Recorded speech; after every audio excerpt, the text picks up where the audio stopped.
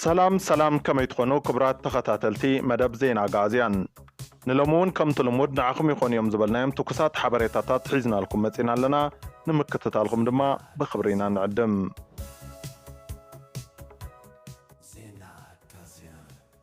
غزياو من محدار كلل تግራይ ዘለዎ ጉድለት በጀት ንምምላዕ ካብ ከተማታት ትግራይ ልቓሕ ምሕታቱን ሕድሕድ ከተማታት እቲ ዝተሓተተ ልቓሕ ብቁልጥፍ ክልእኻ ይግባኢሎም ምክትል ፕሬዚደንትን ሓላፊ ቢሮ ልምዓት ከተማን ኮንስትራክሽንን ትግራይ ኣይተ ኣማኑኤል ኣሰፋ ብተወሳኺ እውን ኣብ ዝሓለፉ 11 ኣዋርሕ ካብ ከተማታት ክእከብ ካብ ዝተተለመ ብር 10 ቢልዮን እቶት ዛጊድ ልዕሊ 9.3 ቢልዮን ከም ዝተኣከበ ገሊፆም ኣይተ ኣማኑኤል ኣሰፋ ነዚ ዝበሉ مدنفع ما زجاجة بيتاو اطوت نزلاغ عبيت كتماتات تقرأ بزبل مري حساب مسمر راحن حلفتي ابيات عيون منقستن اب كتما مغلا اب استخايدة مدرخ ذات يوم كم منقستي ابزي كرمتاو وفري كتماتات اطوتن كدنفع بستمحيشة دنبج مسرات كسرحان تخرتي بنا سرحي زبلو اي تاماني لا صفا ابز حلفو عسرت حدا وارح كحملة خل تشحن 10 كساب قنبات خل تشحن 10 عام تمرات كاب كتماتات كاكب كاب ستتلم بر 10 بليون توت لعلي 9.3 بليون كم استأكبه قاليصام منجستي أبز قصل بجت عمت العلبر 13.5 بليون توت كاب كتماتات كأكب تلمي كم زحزد ما تقاليصام كل مدوات كم زل قوينو بفليك سرحز قبع مدوات كنوصي دينا تراخيم نازبلو أي تعماني لا صفا أبزي كرمتاو سرحتي كتماتاتنا حملوات صرياتن نبرت متشواتن مقبار فلسمتكال سرحتن تيكونس مستتغلوون محتار مكالخالني قبايلوم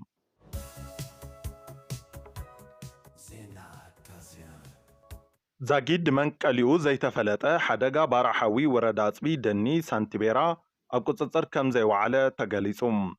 بتوكالي ركبن حبريتان ورداتبي ايتم العالم كبدا توكسو ودايات كوميونيكيشن زوا مبرق تقراي ندمت اويانا تقراي ابزلاخو حبريتا تمالي 10 سنة خلتشحن 10 عام تمرت أبطابياك العامين دني سانتبيرا زقاتما حدقة بارحوي أبقى تصر بزي موعلو أبهافت تفترو سفي حدقة نابتح كم زركب تقاليسهم حزبن من محدارن ورد عطبي كل العفار كتما عطبي كمون زمل كتما أكلات زوا كلن فيدرالن اتحاد قبار حون مقتصر سعرتات الناقبرو كم زركبو كاب قدات كوميونيكيشن زوا مبراق تقراي استرخب حبريتا يم ملاخد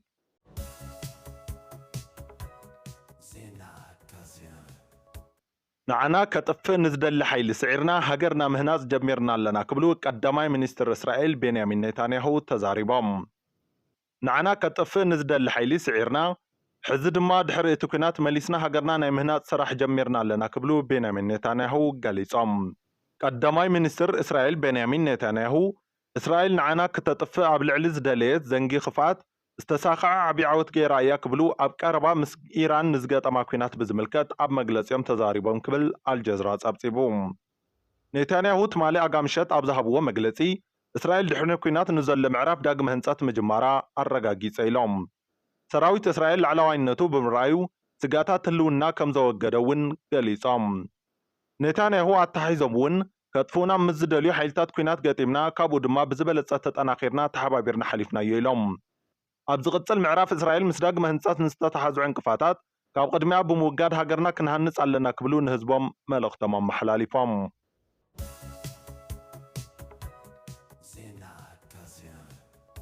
መንግስት ፌደራል ኣብ ትግራይ ዝተመዛበሉ ናብ መረበቶም ንምምላስ 100% ድሉ ከም ዝኾነ ቀዳማይ ሚኒስትር ዶክተር አብይ አሕመድ ገሊጾም ብዝተኻለ ዓቕሚ ኩናት ንምትራፍ ትዕግስቲ ይግበር ከም ዘለውን ወሲኾም ሓቢሮም ቀዳማይ ሚኒስትር ዶክተር አብይ አሕመድ ኣብ ዝሓለፈ ሰሙን ምስ ተወከልቲ ውድባት ፖለቲካ ፓርቲታት ኢትዮጵያ ዘተ ኣብ ዘካየድሉ እዋን ከም ዝበልዎ ትግራይ ብዝምልከት ዝተመዛበለ ሰባት ኣብ ምምላስ መንግስቲ 100% ድሉ ከም ዝነበረን ሕዚ እውን ደጊሞም ድሉ ከም ዝኾነን ሓቢሮም ኣለዉ ካብ ራያ ዝተመዛበሉ ወገናት መሊስና ኢና ዝበሉ እቶም ቀዳማይ ሚኒስትር ኣብ ወልቃይት እውን ተመሳሳሊ ድሌቱ እዩ ዘለና ብምባል ምስ ግዝያዊ ምምሕዳር ትግራይ እናተዘራረቡ ከም ዝኾኑ ገሊጾም ከም ገለጻ ቀዳማይ ሚኒስትር አብይ አሕመድ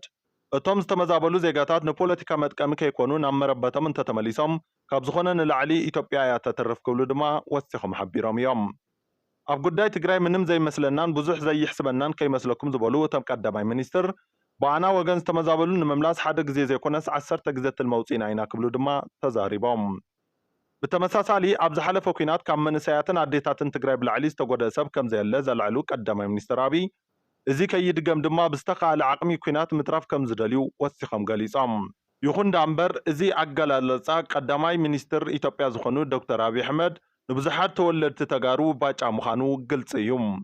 መንግስቲ ፌደራል ብውዕሊ ፕሪቶርያ መሰረት ኣብ ምዕራብ ትግራይ ዓሪዶም ዘለዉ ግዚያዊ ምምሕዳር ከየፍረሰን ኣብኡ ዘዕጥቆም ዘለዉ የተከዘይዘብ ዝተባሃሉ ዕጡቃት ዕጥቆም ከየፍትሕን ተመዛበልቲ ውሕስ ብዘይኮነ ኣገባብ ናብኡ ኣትዮም ክጥጠቑ ከም ዝደሊ እዩ ዝግለጽ ዘሎ። ብትኽክል መንግስቲ ፌደራል ውዕሊ ፕሪቶርያ ከፍጽምን ሰላም ሃገር ከረጋግእን ተዝደሊ ቅድሚ ተመዛበልቲ ናብ ምዕራብ ትግራይ ምምላሶም ኣብ ምዕራብ ትግራይ ዝተጣየሸ ግዚያዊ ምምሕዳር ክፈርስ ብሓገዝ ሓይልታት ምክልኻል ኢትዮጵያ ዝሰልጠኑ የተከዘይዘብ ዝተሰምዩ ዕጡቃት ዕጥቆም ክፈትሑ ክገብር ቁጥሪ ህዝቢ ንምቅያር ሓደሽቲ ሰፈርቲ ዘስፈሮም ክወፅን ክገብር ይግባእ። ነገር ግን ንተመዛበልቲ ወገናት ውሕስናኦም ተሓልዩ ንክምለሱ ወሰንቲ ዝኾኑ ስጉምትታት ኣብ ዘይተወሰደሉ ብኣፍኻ ጥራይ ተመዛበልቲ ንምምላስ 100% ድልዋት ኢና ምባል ግን ካብ ባጫ ዘለለ ምንም ትርጉም ኣይህልዎን።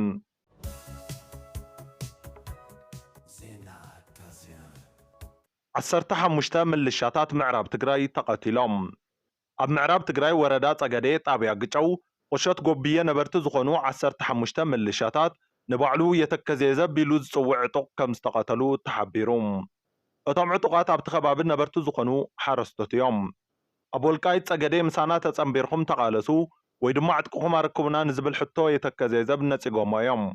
ብዙ ምክንያት ኣብቲ ከባቢ ዝንቀሳቐስ ዕጡቕ የተከዘዘብ ዕጥቆም መንጢሉ ን15 ምልሻታት ረሽንዎም ኣሎም። ብሓፈሻ ካብ 45 ምልሻታት 15 ተቐቲሎም ዝተረፉ ድማ ንበረኻ ሃዲሞም ኣለው። ኣብ ምዕራብ ትግራይ ነበርቲ ዝኾኑ ምልሻታት ምስ ዝኾነ ሓይሊ ኣይንውግንን ሓረስቶት ኢና ብምባሎም እዮም ዝቕተሉ ዘለው። ገጠር ምዕራብ ትግራይ ካብ ቁፅፅር ወፃኢ ኮይኑ ህዝቢ ምእታው ምውፃእ ኣብ ዘይክእለሉ ብርኪ ምብፅሑ ጸብፂብና ኢና። ምሕደራ ይኹን ዝተወደበ ስሩዕ ጸጥታ ዘይብሉ ከባቢ እንዳሰፍሐ ይኸይድ ከም ዘሎ ድማ ንዕዘብ ኣለና። ሽም ዝርዝር ዝተረሸኑ ምልሻታት ምዕራብ ትግራይ ድማ አሰፋ ውሸቴ፣ አበራ ሸቴ፣ አበብ አለነ፣ አደራጀው አሰፋ፣ አበጀ አሰፋ፣